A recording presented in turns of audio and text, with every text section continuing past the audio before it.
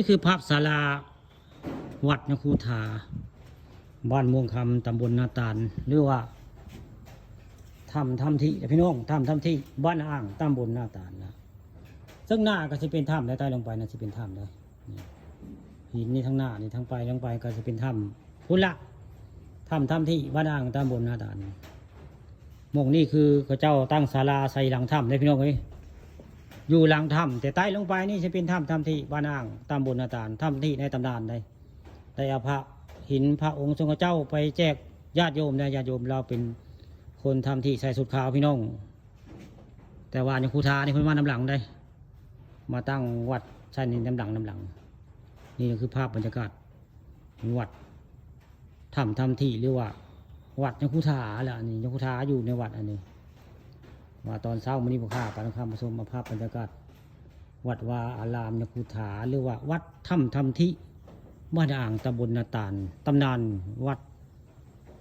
ถ้ำที่หรือว่าถ้ำที่ละมงนี่ตำนานพระหินพระถ้ำที่ได้พระถ้ำพระหิวกว่านี้เนี่ยตำนานแต่ว่าถ้ำที่เพิ่นตุยไปนานเลยเพิ่นตุยอะไรเรือแต่ตำนานถ้ำที่ละมงนี่ใต้ลงไปหน้าผาได้มงนี่ค่อยไปนี่ที่เป็นหน้าผาได้กินมิ่มได้นี่หน้าผาสูงได้เดี๋ยวพุ่นภูเป็นภูเขาได้เขาวงกาฬสินธุ์พุ่นภูความพุ่นเป็นทางเส้นทางเขาวงกาฬสินธุ์พุ่นละไปทางบ้านโคกลางพุ่นละเส้นทางนี่เป็นทางได้พักไปพักพุ่งไปเป็นทางไปทางบ้านโคกลางไปเขาวงบัวขาวไว้ง่ายพังพุ่งนี่คือศาลายังคูธาวัดยังคูธาอะไรมองนี่คนสร้างคนเปลี่ยนใบผู้ข่าป่าทองคำผสมได้ภาพบรรยากาศ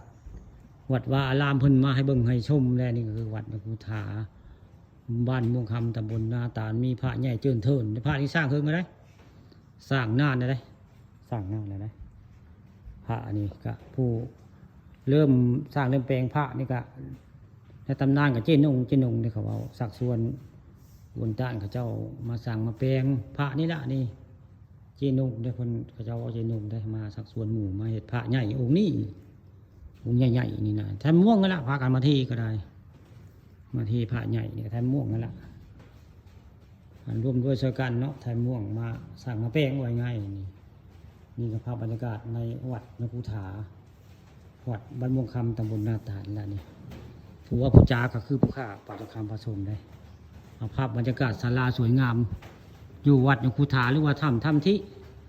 บ้านอ่างตำบลนาตาลใต้ลงไปคือเป็นถ้ำที่ได้พี่น้องเอ้ยถ้ำที่ทางใต้นะแต่นี่เป็นศาลาวัดนคูธาบ้านม่วงคำตำบลนาตาลผู้ข่าปาตคำผสมเอาภาพสวยงามมาให้เบิ่ง